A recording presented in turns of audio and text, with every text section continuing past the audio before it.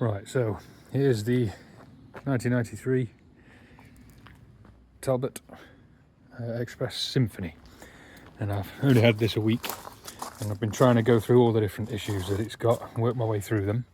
The one permanent one that I need to fix is the fridge is not working on 240. It trips the electric whenever I do that.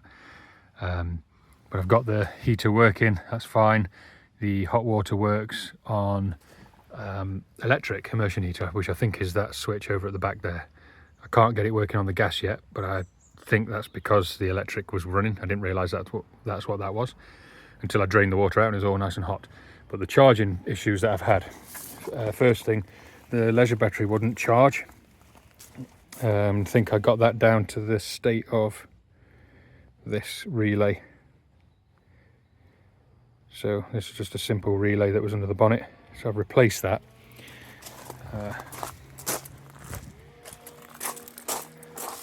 Here. And so the only weird thing about this is I thought that this relay, which we've got the red, this top red here, goes straight to the leisure battery. This red on the left, that's the 30, comes straight from the engine, the vehicle battery.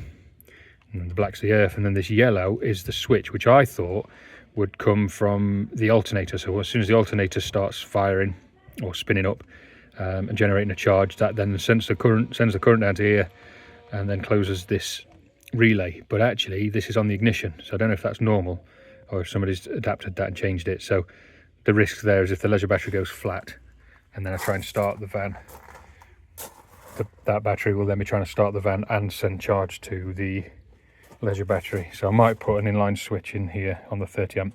That was the other thing I noticed when I was trying to get a feed to the leisure battery, is that this 30 amp or this cable here that goes to that relay I've just been looking at was on this pin down the bottom, and the feed on the other side was nothing.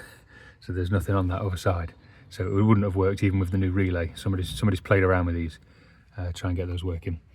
But it fires up fine. The only issue I've got now is the 240 trickle charge, which there was a connector. You can see I've put these two on it just because I thought that the connector might have been bad or the wires might have been corroded. The wires look fine. I assume that this is from the Zig panel, control panel and battery charger to charge this, but I cut it off here. I thought this one might have been too badly corroded. So I cut it just to test it, and there's like 0.1 or 0.2 volts coming through, which I can't work out what's going on there. So I'm looking at the wiring diagram, and it says that there should be I'm not sure if this is the one under the bonnet that I've just been looking at, but there's also this one here.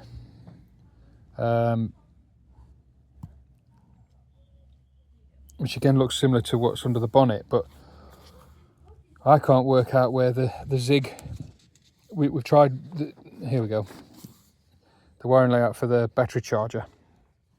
I don't know where this is, so if anybody knows where the 240 AC to 12 volt DC battery charger is in this, that'd be great, because I've looked under there's nothing. Under there is the heater, the gas tanks and the gas heater, and under the cupboard there is the 240 in with the RCD, but none of the things I've just been looking at. Got the Zig control panel on the back there. I've checked all those fuses, they're all good, there's 6 of them. And there's nothing in this wardrobe here, I've checked that. Looked under this rock and roller bed type thing, nothing in there. Looked in those cabinets at the top there. I've looked under the driver's seat and the passenger seat, there's nothing in there. Checked the fuses in the glove box, they're all related to the lights and stuff. So I can't think anywhere else where that would be. So yeah, comment if you know where else to look. Otherwise I'll just have to wire one up in there in the 240 and just run the trickle charger from that.